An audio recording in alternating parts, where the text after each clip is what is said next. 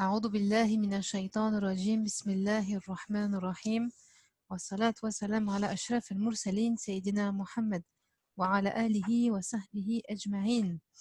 Alors aujourd'hui nous allons parler d'un compagnon qui est très important.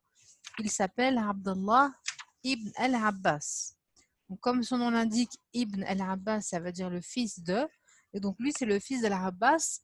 Al-Abbas étant l'oncle du prophète Mohammed sallallahu alayhi wa sallam. Donc Abdullah et donc son cousin, tout simplement. Alors, le point commun entre Abdullah ibn al-Abbas et Abdullah ibn al-Zubayr que nous avons vu lors du Qiyam vendredi soir est que tous les deux ont connu le prophète Mohammed sallallahu alayhi wa sallam lors de leur enfance. Donc, ça veut dire que quand ils sont nés et quand ils ont grandi jusqu'à la mort du prophète, c'était encore des enfants. Le prophète sallallahu alayhi wa sallam est décédé avant qu'Ibn Abbas n'atteigne l'âge adulte. Ibn Abbas a donc acquis toutes les grandes qualités qui allaient forger sa personnalité, ainsi que tous ses principes auprès du prophète sallallahu alayhi wa sallam, qui le préférait aux autres enfants de son âge, dit-on, et l'initiait à la pure sagesse. Enfin, on peut affirmer qu'Ibn Abbas occupait une place de choix entre les compagnons grâce à sa force de foi et de caractère ainsi que son érudition. Abdullah est donc le fils d'Al-Abbas ibn Abd al-Muttalib ibn Hashim, l'oncle du messager de Dieu sallallahu alayhi wa sallam. Il est surnommé l'érudit Habr de la communauté musulmane, un rang et un surnom acquis grâce à sa clairvoyance, sa perspicacité et son vaste savoir. Ibn Abbas a très tôt fixé les objectifs à atteindre dans sa vie. Sa motivation fut décuplée lorsque le prophète Mohammed sallallahu alayhi wa sallam le rapprocha de lui alors qu'il n'était encore un enfant, lui tapota l'épaule avant de dire « Ô Seigneur, donne-lui une bonne compréhension de la religion et enseigne-lui l'interprétation du Coran. » Donc ça veut dire que ce compagnon a reçu une invocation du prophète Mohammed sallallahu alayhi wa sallam, et c'est la raison pour laquelle il a très vite compris que sa vie allait être dévouée à la science. Alors le messager de Dieu sallallahu alayhi wa sallam formula cette invocation à plusieurs occasions en faveur d'Abdullah, et ce dernier comprit donc très vite qu'il était venu au monde pour le savoir et ilm, ainsi que la connaissance ma'rifa. Par ailleurs, ses prédispositions intellectuelles le poussaient très fortement dans cette voie. À la mort du prophète Mohammed sallallahu alayhi wa sallam, Ibn Abbas n'avait que 13 ans. Mais il n'avait jamais manqué les assemblées du prophète et mémorisé toutes ses paroles. Après la mort de ce dernier, Ibn Abbas apprit auprès des premiers compagnons tout ce qu'il n'avait pas pu entendre et acquérir directement du prophète sallallahu alayhi wa sallam. Alors Ibn Abbas était constamment à la recherche du savoir. Chaque fois qu'il apprenait qu'une personne détenait une sagesse ou un hadith, il se hâtait d'aller le voir pour s'instruire auprès de cette personne. Mais Ibn Abbas avait aussi un esprit critique. Il ne se contentait pas de collecter des données, mais vérifiait aussi les informations ainsi que les sources. En parlant de lui, il dit un jour « Il m'arrive de questionner une trentaine de compagnons de l'envoyé de Dieu, sallallahu alayhi wa sallam, sur un sujet unique. » Et pour vous dire qu'il ne se contentait pas d'une source, de deux sources, il vérifiait toujours les informations qui lui étaient transmises. Concernant sa ferme volonté d'atteindre la vérité et la connaissance, il dit une fois, lorsque le messager de Dieu, sallallahu alayhi wa sallam, décéda, je dis à un jeune Ansarit, yani un jeune Médinois, allons donc interroger les compagnons du prophète, car ils sont nombreux aujourd'hui. Le Médinois lui dit alors, tiens donc, ô Ibn Abbas, penses-tu vraiment que les gens auront besoin de toi alors qu'il y a autant de compagnons? Et donc il ne voulut pas le suivre. Il lui dit, mais en gros, on n'a pas besoin de toi, quoi. On a suffisamment de compagnons à Médine. Ensuite, il dit, quant à moi, je m'investis totalement dans l'apprentissage auprès des compagnons du messager de Dieu. Lorsque j'apprenais qu'un homme connaissait un hadith, je me rendais chez lui à la mi-journée, à l'heure de la sieste. Je déployais ma cape au pas de sa porte et demeurait là en supportant la poussière que le vent soulevait et dispersait de tous côtés. J'attendais ainsi que l'homme finisse sa sieste et qu'il sorte de chez lui. Vous savez qu'à l'époque, les gens se levaient tôt le matin, yani au Fajr, et ils faisaient une sieste après Dhuhr. C'était vraiment une habitude culturelle et d'ailleurs qui est préconisée par le prophète sallallahu alayhi wa sallam parce que les heures du matin sont bénies et il est conseillé de faire une petite sieste après la prière du midi pour pouvoir se reposer. Alors, lorsque l'homme sorta de chez lui et le voyait, il disait: Ô cousin du messager de Dieu, qu'est-ce qui t'amène? Que ne m'as-tu pas convoqué? Je serais certes venu. Je lui disais: Non, tu mérites que je vienne te voir. Je me mettais ensuite à l'interroger au sujet du hadith qui m'intéressait et j'apprenais de lui. Alors, ce passage, il nous permet aussi de savoir que l'importance du respect que nous devons avoir lorsque d'une part nous nous adressons à des savants et lorsque nous recherchons la science, eh bien, il y a des sacrifices à faire. Aujourd'hui, c'est vrai qu'on est dans une société où le savoir vient à nos pieds. L'internet est facilement accessible. On cherche une information, on a juste à appuyer sur Google, comme on dit, et on a tout de suite l'information. Mais sachez que la vraie information, et même l'information de manière générale, c'est quelque chose de très précieux. Et donc, il faut avoir vraiment beaucoup de respect envers nos savants et, et ne pas hésiter à faire des sacrifices pour pouvoir apprendre d'eux. Aujourd'hui, on entend beaucoup de gens insulter les savants sans aucune honte et c'est vraiment lamentable comme comportement. En tout cas, ce n'est pas digne, de notre religion. Et on a aussi par exemple l'exemple de Moïse, Moussa alayhi salam, qui va partir en voyage à la recherche d'un serviteur de Dieu appelé Al-Khidr, dans la sourate Al-Kahf, la sourate La Caverne. Et vous savez tout ce qui se passe entre Moussa et Al-Khidr qui va ensuite montrer que l'être humain est vraiment impatient et ça va nous montrer que nous devons parfois patienter lorsque nous ne savons pas une chose et il y a toujours une sagesse dans tout ce qui se passe. Donc voilà comment notre jeune prodige Abdullah ibn Abbas s'appliquait à quêter le savoir. Il interrogeait puis analysait et vérifiait les informations en usant de sa raison. Allah nous a créés avec une intelligence, nous devons l'utiliser. Il nous a aussi créés avec un cœur, nous devons l'utiliser. À chaque chose sa place. Parfois il faut utiliser son cœur, parfois il faut utiliser uniquement sa raison. Et bienheureux est celui qui arrive à prendre des décisions avec sa raison et à ne pas se laisser, on va dire, engloutir par ses émotions. Alors qu'il était encore jeune, son savoir et sa sagesse ne cessaient d'augmenter jour après jour, au point qu'il devint aussi sagace, patient et posé que les personnes âgées. Impressionné, Omar ibn al-Khattab, le prince des croyants, n'hésitera pas à le consulter au sujet de grandes affaires. Il le surnommera même le plus jeune des vieux. Son âge est jeune, mais sa sagesse est digne des personnes âgées. Personnes âgées parce que les personnes âgées ont vécu, elles ont l'expérience de la vie. Donc, elles ont des choses à nous apprendre, nous qui sommes plus jeunes. Un jour, on posa à Ibn Abbas la question suivante. Comment as-tu acquis ce savoir?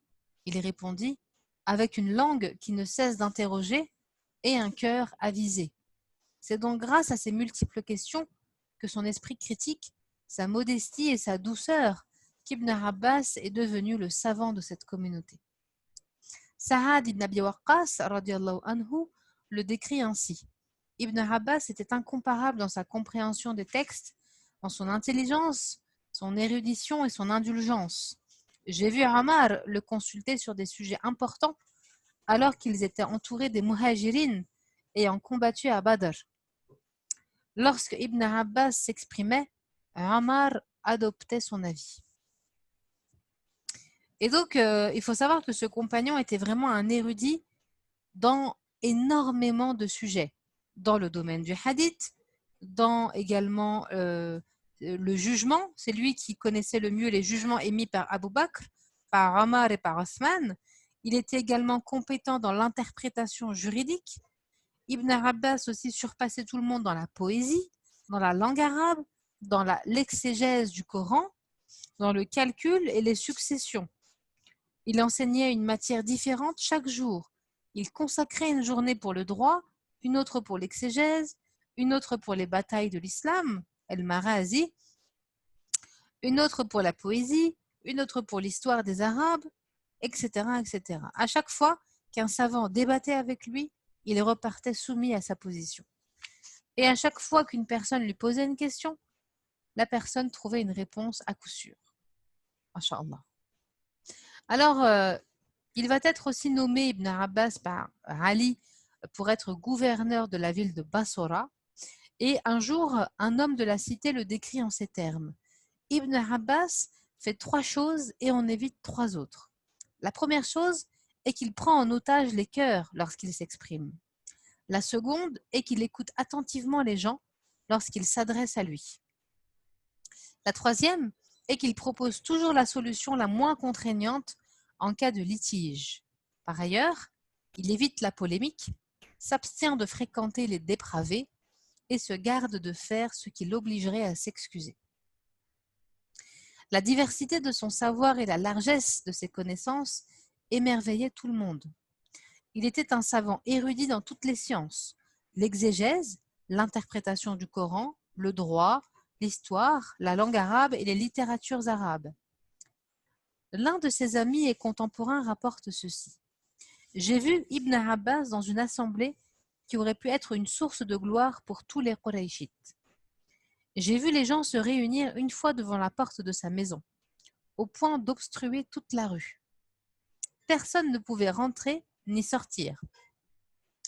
Je suis alors rentré chez lui pour l'informer de ce que je venais d'observer.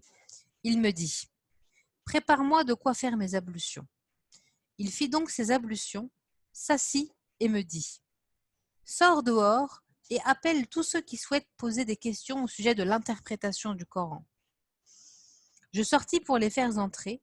Ils étaient tellement nombreux qu'il n'y avait plus de place pour s'asseoir dans la maison. Il répondit ensuite à toutes les questions posées et bien plus encore. Alors qu'il n'y avait plus de questions, il dit « Il y a vos frères qui attendent dehors. » Les gens quittèrent donc sa demeure pour laisser place à ceux qui attendaient dehors. Ensuite, il me dit la même chose pour le sujet du licite et de l'illicite. Il y a en effet entrer les gens à ce sujet, qui veulent me poser des questions à ce sujet. Et de la même manière, la maison se remplit au point où plus personne ne peut bouger. Et une fois qu'il a répondu à tout, il invite les gens à sortir pour la suite des personnes. Ensuite, il propose une assemblée pour des questions concernant les règles de l'héritage. Pareil, en quelques minutes, tout se remplit. Ensuite, il propose une assemblée pour répondre aux questions sur la langue arabe et la poésie, etc., etc. Et pour vous dire que ce savant, cet homme, avait, subhanallah, beaucoup de connaissances sur beaucoup de sujets. Alors, bien qu'il soit un grand érudit et bien qu'il sache manier l'argument, Ibn Abbas faisait toujours en sorte que le débat ne tourne pas au conflit personnel, où il écraserait son contre-indicateur en lui prouvant sa prédominance intellectuelle. Dans ces discussions, il faisait donc très attention à ne pas être touché par l'orgueil.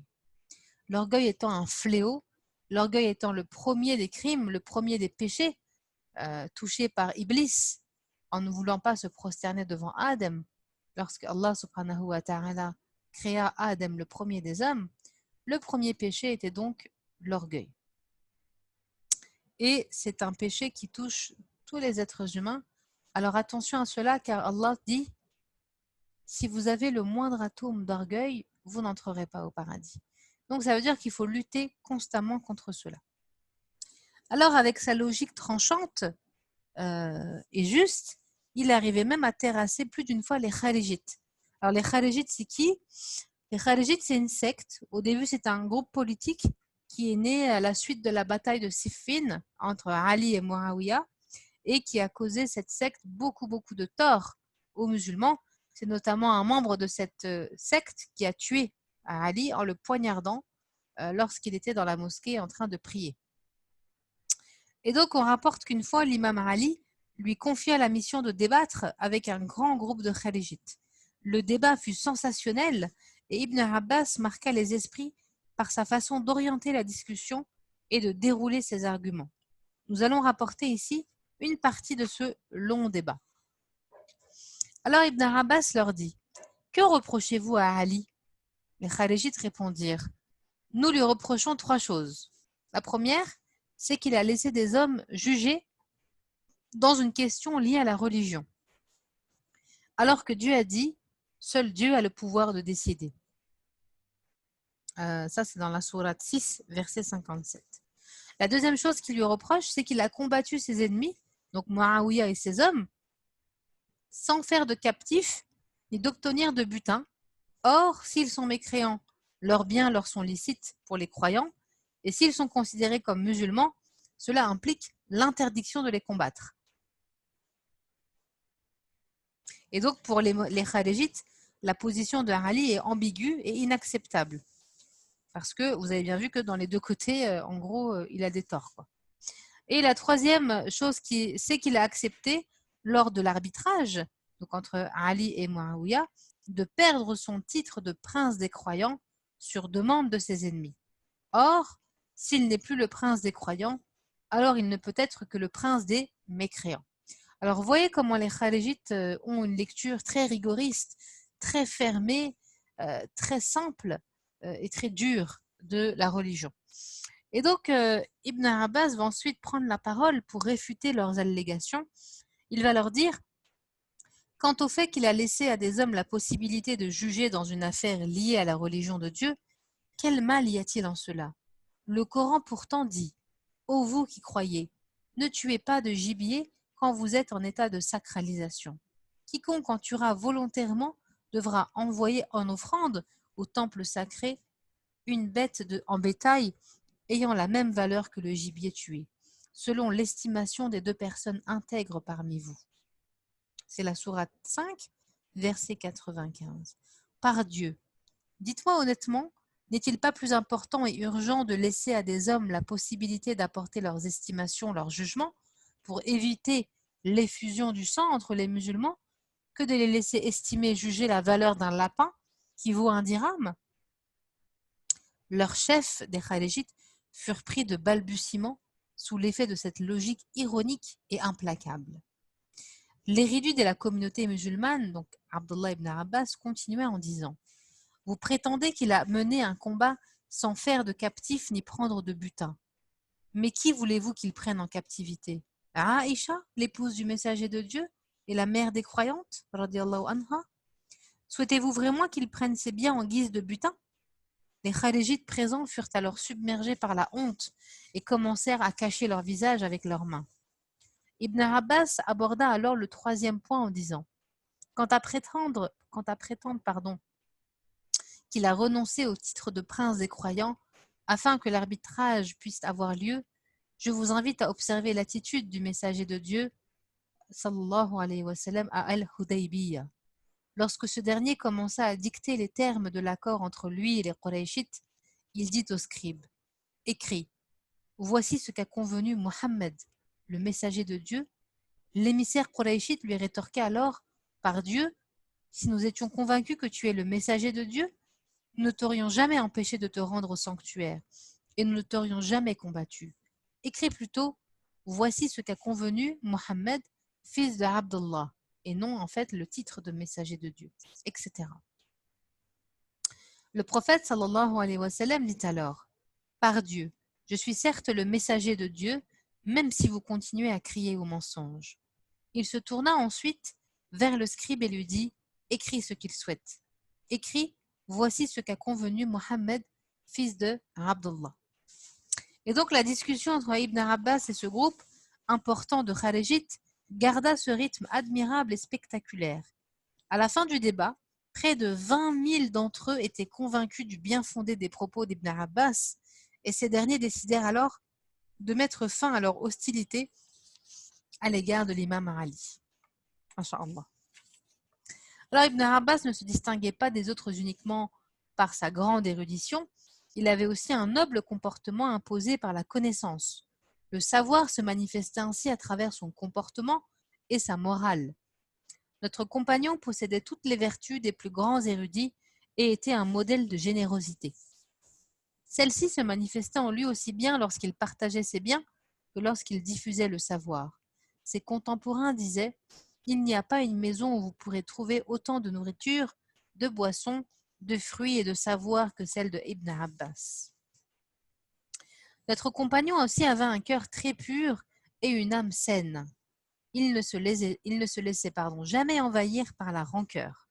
Ce qu'il affectionnait par-dessus tout, c'est de souhaiter le bien à tous, que les gens le connaissent ou pas.